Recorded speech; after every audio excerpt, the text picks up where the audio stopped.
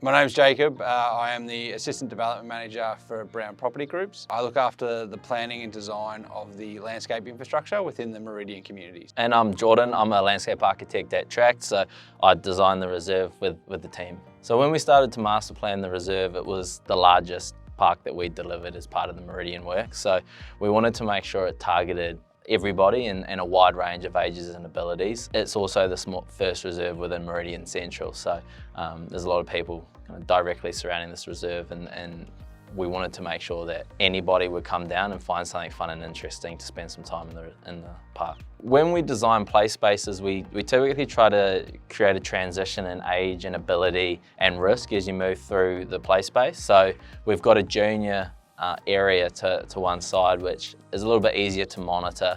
You don't have larger kids running through that space, so it's more targeted towards toddlers and smaller children. And then the play space transitions as you go around. So we've got the large tower behind us here and a big set of swings, and then that continues to move through into the Park Warrior course, which we've got just to the right. It's relatively new in the fitness and play space.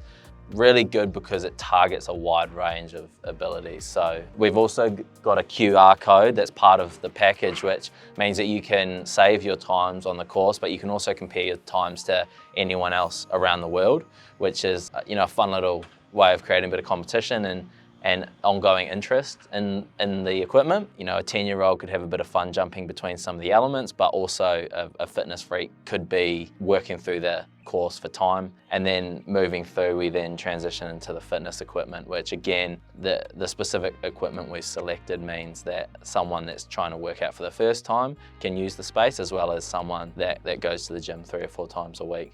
The courts are always a good one to target a whole family. We've got both tennis and basketball. And then when we've designed the reserve, we kept all the activity to the right-hand side here. So you can see it's kind of packed full of equipment and things to do. But down the other end of the reserve, you've got more quiet spaces and seating areas for people to sit and read a book in the sun away from all the activity. Since the park opened from day one, people were extremely excited. As soon as the fences came down, there were people within the park playing, and ever since then it's been the talk of this community.